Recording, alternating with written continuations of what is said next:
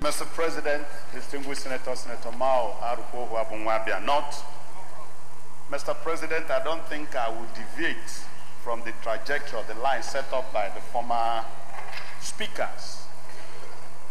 This budget is a christened budget of consolidation.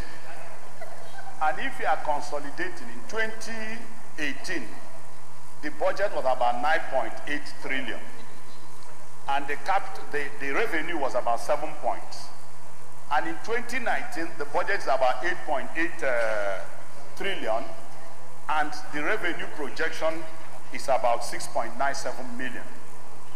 I began to wonder, when you say you want to consolidate, what are you consolidating? Because if you want to consolidate, which means like a rollover, you want to consolidate on projects already established and move forward. And like it's been said, if you want to calculate that per capita per person, which means, like Abaribe said, you're consolidating poverty, because it will go to about 50,000 naira per person, judging our population to be about 180 million.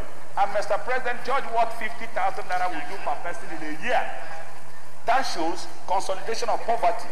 So I'm of the opinion that we have to really look at this budget.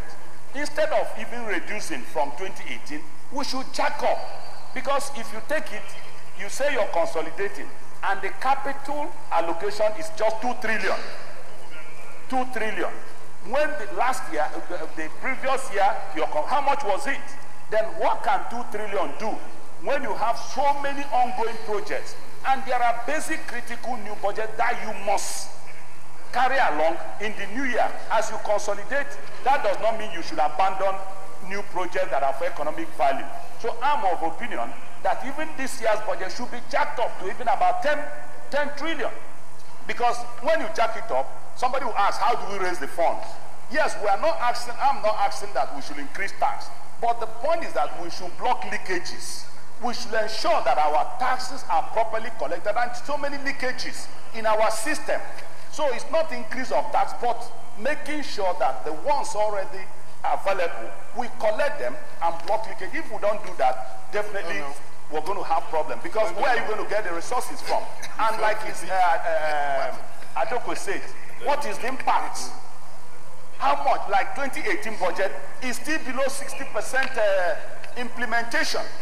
Far below 60% implementation. Even most agencies, at this point, they are on their procurement process. So when there is no money in circulation, poverty will be the only way out.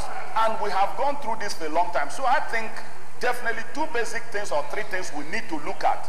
First, I'm of opinion that going forward and in obedience to the law, budget should come early enough so that we revert to what we know, where budget should be passed by the beginning of the year. That is number 1. Then number 2, we should block leakages in terms of tax revenue so that we increase it from the usual 6% to a more acceptable global system of 15–16%. Then thirdly, there must be releases. We must make releases, not just budget for the fun of it. When you budget, if you don't release, then it has no impact. Mr. President, on this note, I feel that definitely we have to do all this. And finally, this is intervention, or this social intervention. Mr. President, I think we've done enough with that. I think that this money should be deployed to very critical areas. We look at national insurance scheme. When you fund the national insurance scheme, people can go into the hospital and get medical care, get medical attention, especially the low. Going to dash people 10,000 or 5,000 in the market, I don't think it will do us any favor. We also look at the housing sector and implementation of the basic health fund. I want to thank you, buddy, that in your tenure, you started it and ensured that the basic care fund is captured. Now the executive are taking a cue. But what I'm saying is that you fund it.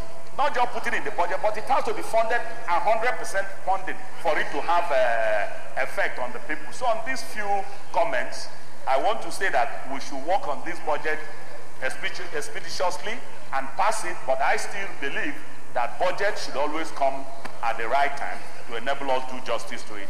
Thank you, Mr. President.